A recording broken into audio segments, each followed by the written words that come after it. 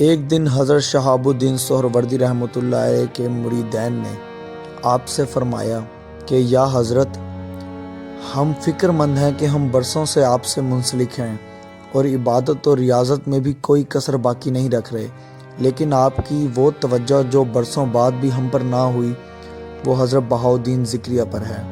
حضرت شہاب الدین سہروردی رحمۃ اللہ علیہ نے جب ان درویشوں کی یہ بات سماعت فرمائی تو آپ نے تمام حاضرین محفل کو ایک ایک کبوتر عطا فرمایا۔ ان حاضرین میں حضرت بہاؤالدین ذکریہ رحمۃ اللہ علیہ بھی شامل تھے۔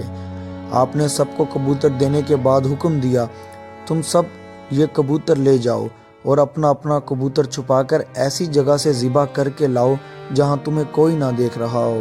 حضرت شہاب الدین سہروردی کی ہدایت پر تمام درویش اپنا اپنا کبوتر لیے چہار جانب دوڑ پڑے اور جلد ہی ذبح کیے ہوئے کبوتروں کو واپس لے آئے۔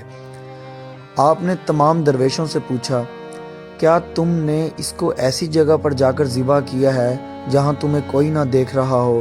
سب نے یک زبان ہو کر جواب دیا، یا حضرت، یقین کیجئے کہ ہم نے آپ کی ہدایت پر پوری طرح عمل کیا ہے اور ہم انتہائی خفیہ جگہوں پر جا کر یہ کبوتر ذبح کر کے لائے ہیں، حتیٰ کہ ہم میں سے کوئی ایک دوسرے کو بھی نہیں دیکھ پایا۔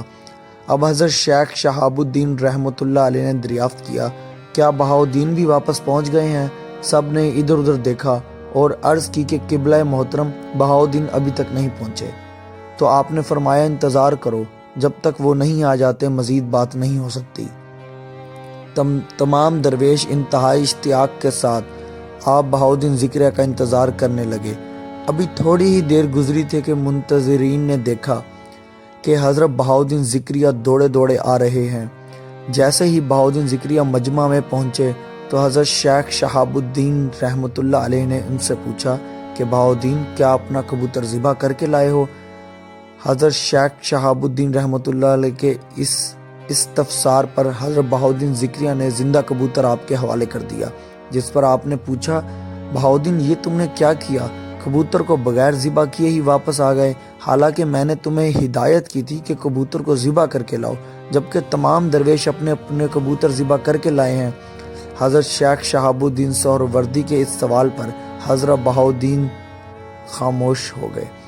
اس موقع پر موجود تمام درویش دل ہی دل میں خوش ہو رہے تھے کہ حضرت شہاب الدین نے جس شخص پر اتنی مہربانی کی اور عنایت کی، وہ آپ کا ادنا سا حکم بھی بجا لانے سے قاصر رہا۔ تمام درویش ابھی ایسا سوچ ہی رہے تھے کہ حضرت شہاب الدین ذکریہ ملتانی نے دوبارہ آپ سے پوچھا کہ بہاؤالدین، اس بات کا فوری جواب دو، آخر تم نے میری ہدایت کے باوجود کبوتر ذبح کیوں نہیں کیا؟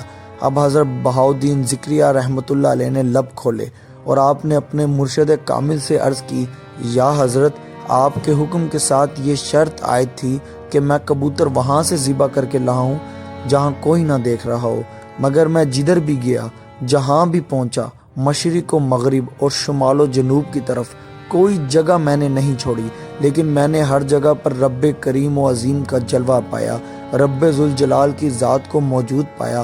اگر میں کبوتر کو ذبح کر کے لاتا تو وہ شرط پوری نہیں ہوتی تھی کہ جو کہ آپ نے عائد کی تھی۔